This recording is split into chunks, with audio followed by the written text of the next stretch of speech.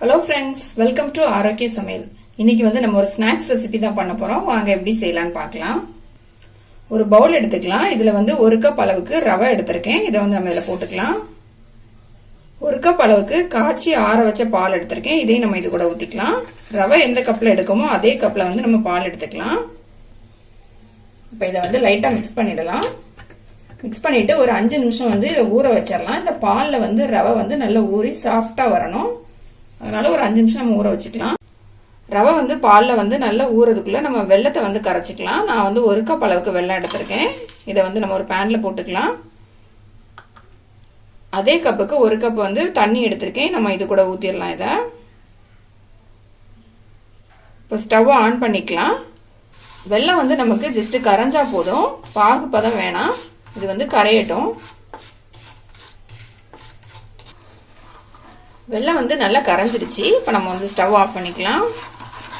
Stove off பண்ணிட்டு இந்த வெல்லத்தை நம்ம வடிகட்டி எடுத்துக்கலாம்.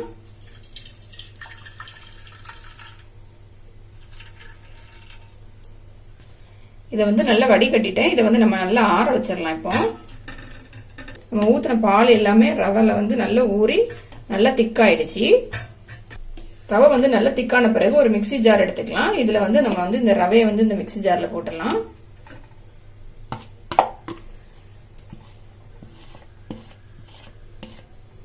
மிக்சி ஜார்ல ரவை போட்ட பிறகு ஒரு 3 ஏலக்காய் எடுத்திருக்கேன். இதே நம்ம இது கூட போட்டுக்கலாம். போட்டுட்டு இதை நம்ம அரைச்சி எடுத்துட்டு வந்துடலாம். இப்போ நம்ம ஓபன் பண்ணி பார்க்கலாம். ரவை நல்லா நைஸா அரைஞ்சிடுச்சு. இப்போ இது கூடவே ஒரு 1/2 கப் அளவுக்கு அரிசி மாவு எடுத்திருக்கேன். இதை நம்ம இதுல போட்டுக்கலாம். 1/2 கப் கோதுமை மாவு எடுத்திருக்கேன். அதையும் நம்ம போட்டுக்கலாம். நம்ம காய்ச்சி ஆற வச்சிருந்த அந்த வெல்லத்தையும் இதுல ஊத்திடலாம். கொஞ்சமா சால்ட் போட்டுக்கலாம். இது எல்லாத்தையும் அரைச்சிட்டு வந்துடலாம். எல்லாத்தையும் நல்லா அரைச்சிட்டு வந்துட்டேன். நம்ம ஓபன் பண்ணி பார்த்துடலாம். பாத்தீங்கன்னா நம்மளோட மாவு ரெடி ஆயிடுச்சு. மாவோட பதம் இதான் கரெக்டான பதம். நம்ம தண்ணி இதுல எதுவும் சேர்க்கவே இல்லை. நம்ம ஊத்துன அந்த பாலும் வெல்லமும் தான் இதுல சேர்த்து இதை அரைச்சிருக்கேன். நம்ம மிக்சியில அரைச்சு வச்சிருந்ததை ஒரு பவுல்ல ஊத்திக்கலாம்.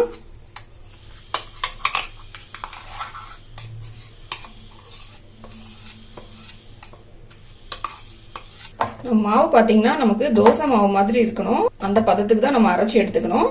சப்போஸ் கெட்டியா இருந்த மாதிரி இருந்துச்சுன்னா இதுல பால் சேர்த்துக்கோங்க கொஞ்சமா. ஸ்டவ் ஆன் பண்ணிட்டு ஒரு பேன் வச்சுக்கலாம். இதுல நம்ம பொரிக்கிறதுக்கு தேவையான அளவு எண்ணெய் ஊத்திக்கலாம். எண்ணெய் நல்லா சூடாயிடுச்சு. இப்ப நம்ம ரெடி பண்ணி வச்சிருந்த மிக்ஸை கொஞ்சமா கரண்டில எடுத்து இதுல ஊத்திக்கலாம்.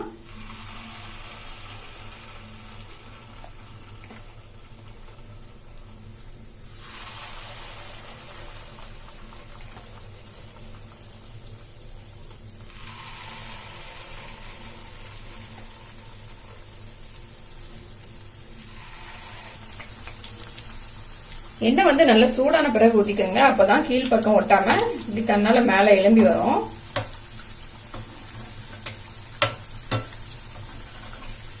நம்ம திருப்பி போட்டுக்கலாம் ஒன்னொன்னா.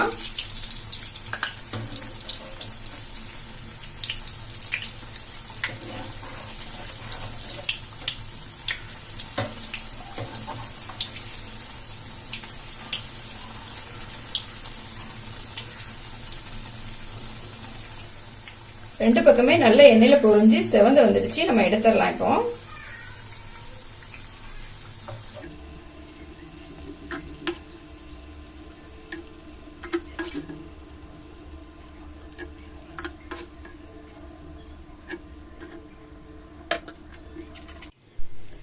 நம்மளோட ஸ்நாக்ஸ் ரெடி ஆயிடுச்சு. குழந்தைங்களுக்கு இந்த மாதிரி ஸ்நாக்ஸ் ஈவினிங் டைம்ல செஞ்சு கொடுத்து பாருங்க. ரொம்ப விரும்பி சாப்பிடுவாங்க.